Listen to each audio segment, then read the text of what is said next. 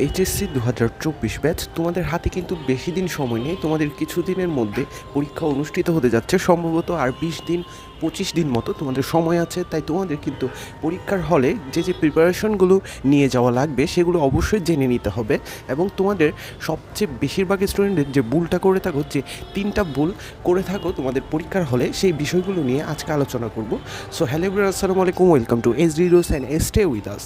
So তোমাদের প্রথমত আমি তোমাদের যে খাতার ওয়েমার শিটটি আছে সেটি নিয়ে আলোচনা করব। তোমরা ওয়েমার শিটে সবচেয়ে বেশি পরিমাণ শিক্ষার্থীর রোল নাম্বার, রেজিস্ট্রেশন নাম্বার এবং বিষয় কোডে ভুল করে থাকো।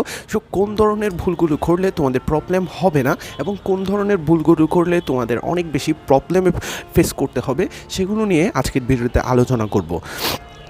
প্রথমে যদি আমি তোমার রোল নাম্বারের কথা বলি, এখানে তোমরা রোল নাম্বারে যদি ভুল করে ফেলো, ভুল করার পরেও তোমরা রেজিস্ট্রেশন নাম্বারটা ঠিক লেখো, সেক্ষেত্রে তোমাদের রোল নাম্বার দিয়ে তোমাদেরকে ডিফাইন করা সম্ভব হবে।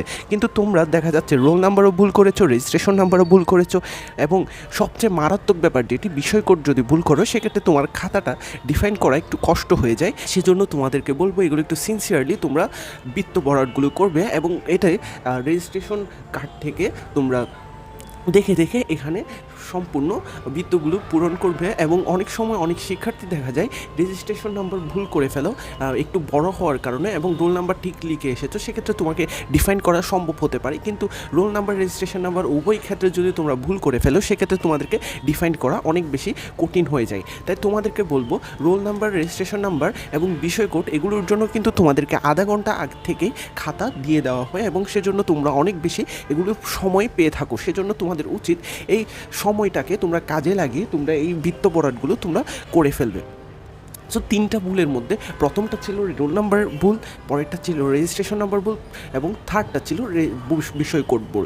এই ভুলগুলো তোমরা কখনোই করবে না তোমাদের এইচএসসি পরীক্ষার খাতায়।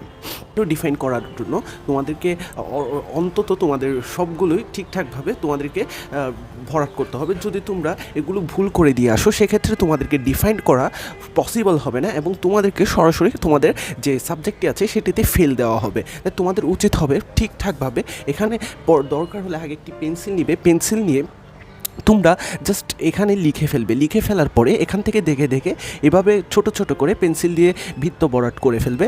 দেন তোমরা পরে কলম দিয়ে সেটাকে বৃত্ত ভরাট করবে, অর্থাৎ আগে পেন্সিল দিয়ে বৃত্ত ভরাট করবে। যখন দেখবে পেন্সিল দিয়ে বৃত্ত ভরাট করছো, তখন তোমাদের যদি কোনো ভুল চোখে পড়ে, সেক্ষেত্রে তোমরা ইরেজার দিয়ে সেটি মুছে পরে সেটি ঠিক করে নিতে পারবে। তাই তোমাদেরকে একটা আমি উপদেশ দিতে চাই, তোমরা জাস্ট পেন্সিল দিয়ে এখানে বৃত্ত বরাদ্দগুলো করবে, কারণ অনেক সময় ভুল হয়ে যায়। আর ভুল হয়ে গেলে তখন কি করবে?